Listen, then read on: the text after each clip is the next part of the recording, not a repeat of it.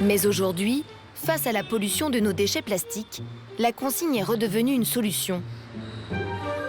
Dans l'ouest de la France, des initiatives locales ont relancé la filière. Comme à Bressuire, à quelques kilomètres d'Angers. Alain Péridi, ancien arboriculteur, a ouvert son usine de jus de pomme en 2001. Et James, ça va bien? Ça va, ouais? Qu'est-ce que tu es en train de presser là? C'est de la Juliette. D'accord. Son idée, faire du pur jus sans additifs, tout juste pasteurisé, à base de pommes de table déclassées. Donc là, on est sur des variétés bicolores avec des défauts comme celui-ci, là, par exemple, ou des mâchures. Celle-ci, c'est généralement le froid, des écarts de température. On appelle ça des fruits moches. Des pommes qui ne passent pas au casting, comme on dit.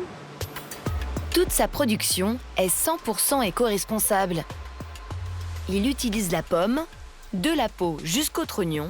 Les restes sont transformés en énergie. Nickel. T'es sur quelle cadence là? Là, je suis à 5100 à peu près. Ok. Le seul bémol restait ses emballages à usage unique. Alors dès qu'Alain en a eu l'occasion, son bon sens paysan a repris le dessus. Il a lancé sa gamme de jus en verre consigné.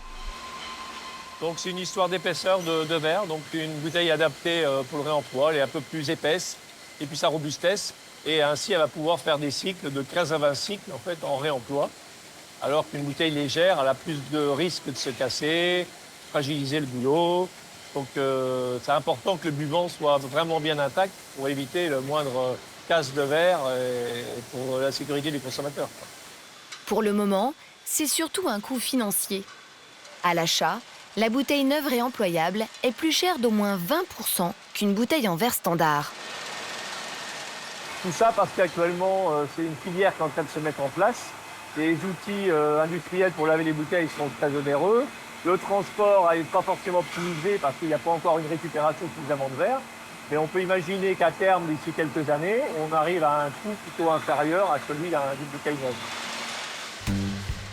Ces jus de pommes consignés ne sont vendus pour l'instant que dans l'ouest de la France, où une boucle locale s'est organisée.